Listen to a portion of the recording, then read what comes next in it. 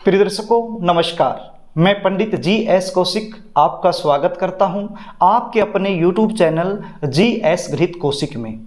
आज का हमारा विषय रहेगा शादी कब होगी, कौन से साल में होगी। जितने भी मेरे पास फ़ोन कॉल्स आते हैं सबसे ज़्यादा फ़ोन कॉल्स इसी प्रश्न को लेकर आते हैं और जितने भी दर्शक अपने बच्चों की जन्म कुंडली का विश्लेषण मुझसे करवाते हैं तो उनका भी लगभग 80% यही प्रश्न होता है कि शास्त्री जी हमें ये बता दीजिए कि हमारे बच्चों की शादी कब होगी, कौन से साल में होगी।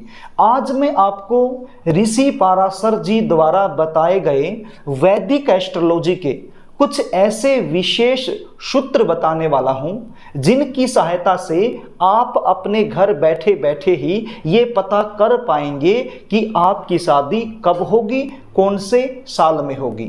आपकी जो जन्म कुंडली है उस जन्म कुंडली में ये सूत्र आप अप्लाई करके देखिए, निश्चित रूप से आपको शादी होने का जो सही समय है वो पता लग जाएगा।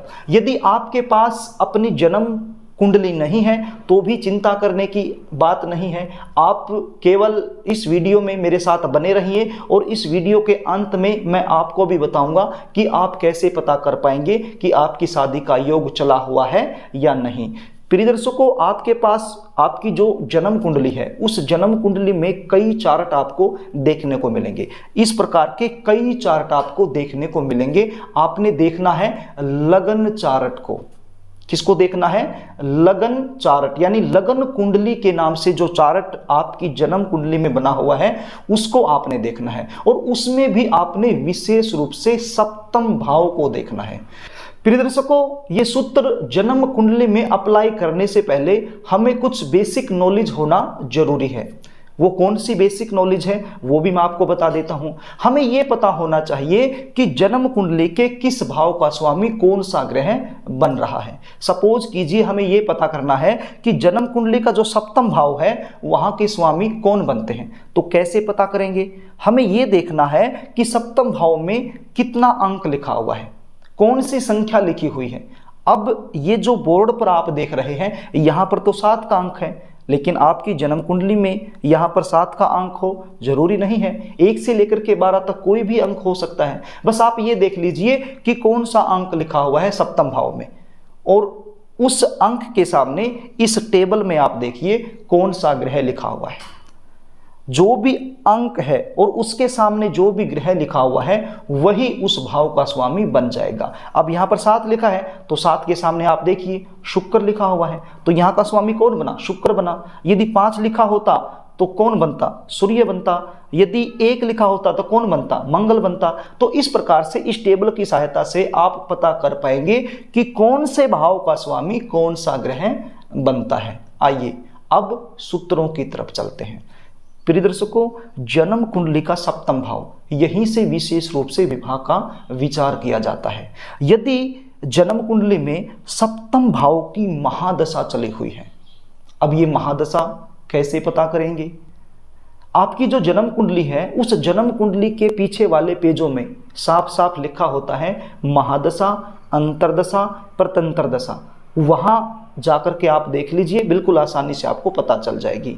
यदि सप्तम भाव के स्वामी की महादशा आपकी कुंडली में चली हुई है और अंतरदशा शुक्र ग्रह की या फिर देवगुरु बृहस्पति की चली हुई है तो आप मान के चलिए कि आपकी शादी होने का एक अच्छा योग चला हुआ है। या फिर यूं कहिए कि आपकी जन्म कुंडली में शुक्र ग्रह की या फिर देवगुरु बृहस्पति की महादशा चली हुई है और अंतरदशा जन्म कुंडली के सप्तम भाव के स्वामी की चली हुई है तो भी विवाह होने का एक प्रबल योग बनता है। आप समझ गए? सप्तम भाव के स्वामी की महादशा में यदि शुक्र और गुरु की अंतरा आई हुई है तो शादी का एक प्रबल योग बना हुआ है। या फिर शुक्र और गुरु की महादशा में सप्तम भाव की अंतरदशा चली हुई है तो भी शादी होने का एक प्रबल योग बनता है। यह हुआ पहला सूत्र। अब दूसरे सूत्र की बात करते हैं। जन्म कुंडली के पंचम भाव, नवम भाव और लगन भाव, इन भाव के स्वामी की महादशा चली हुई हो और इनके अंदर सप्तम भाव के स्वामी की अंतरदशा आ जाए या फिर ऐसा कह सकते हैं कि सप्तम भाव की महादशा चली हुई हो और उनके अंदर पहला, पांचवा और नवा इन भाव के स्वामी की अंतर्दशा आ जाए तो भी विवाह होने का एक प्रबल योग बन जाता है। अगले सूत्र की बात करते हैं। जन्म कुंडली का पहला, पांचवा और नवा इन भाव के स्वामी की महादशा और अंतर्दशा शुक्र ग्रह की आ जाए या देवगुरु बृहस्पति की आ जाए, या फिर ऐसा हम कह सकते हैं शुक्र की महादशा हो या देवगुरु बृहस्पति की महादशा हो और उसके अंदर पहला, पांचवा और नवा इन भाव के स्वामी की अंतर्दशा आ जाए तो भी विवाह होने का एक प्रबल योग बनाती है। जन्म कुंडली में कोई भी शुभ ग्रह यदि सप्तम भाव या फिर सप्तम भाव के स्वामी के साथ अपना संबंध बनाकर बैठा हुआ है और उसकी महादशा, अंतर्दशा, प्रतंत्र दशा आ जाए तो भी विवाह होने का एक प्रबल योग बन जाता है। अगले सूत्र की बात करते हैं।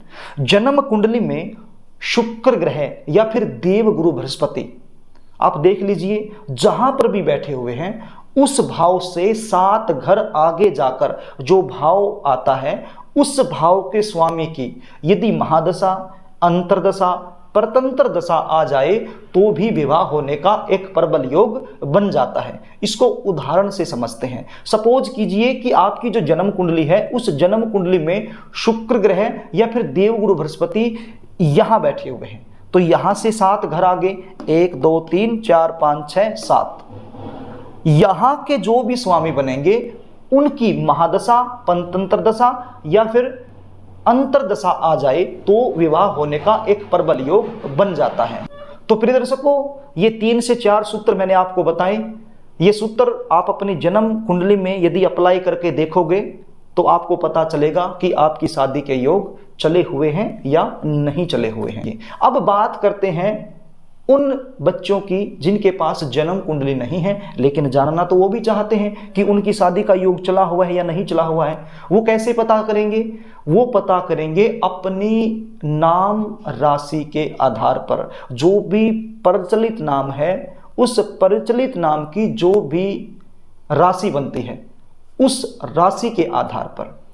प्रिय दर्शकों, जब जब भी आपकी जो राशि है उस राशि को देवगुरु बृहस्पति गोचर करते हुए प्रभावित करेंगे या फिर राशि से सप्तम भाव को प्रभावित करेंगे, जब जब आपकी शादी होने का एक प्रबल योग बनाएंगे। वर्तमान समय में देवगुरु बृहस्पति मेष राशि में गोचर कर रहे हैं। अब मेष राशि वालों के लिए विवाह का योग चला हुआ है और यहां गोचर करते हुए तुला राशि को देख रहे हैं, तो तुला राशि वाले जो तुला राशि के जो भी जातक हैं उनका भी शादी का योग चला हुआ है। तो इस प्रकार से आप देख लीजिए कि गोचर करते हुए देवगुरु बृहस्पति आपकी राशि को प्रभावित कर रहे हैं या नहीं। यदि प्रभावित कर रहे हैं तो आपकी शादी का योग भी चला हुआ है। तो इस प्रकार से आप पता कर पाएंगे। तो प्रिय दर्शकों, यदि आप अपनी जन्म कुंडली का विश्लेषण मुझसे करवाना चाहते हैं, जानना चाहते हैं आपकी शादी का योग कब बनेगा, कौन से साल में बनेगा, कौन से महीने में बनेगा और कौन से ग्रह की वजह से आपका विवाह नहीं हो पा रहा है, जल्दी शादी आपकी कैसे होगी, ये सारी जानकारी आप मुझसे यदि चाहते हैं तो स्क्रीन पर दिए गए व्हाट्सएप नंबर पर आप अपनी जन्म डिटेल लिखकर मेरे पास व्हाट्सएप कर सकते हैं और अपनी जन्म कुंडली का सटीक विश्लेषण मुझसे करवा सकते हैं। जन्म कुंडली विश्लेषण की हमारी फीस होती है, वो फीस आपको पे करनी होती है, उसके बाद आपको पूरी जानकारी दे दी जाती है। तो प्रिय दर्शकों, यदि कार्यक्रम अच्छा लगे तो वीडियो को लाइक करना, शेयर करना, कमेंट भी करना और यदि आप मुझसे लगातार जुड़े रहना चाहते हैं तो वीडियो को लाइक कर देना और सब्सक्राइब चैनल को जरूर कर लेना। आज के लिए बस इतना ही, कल फिर मिलेंगे, तब तक के लिए नमस्कार।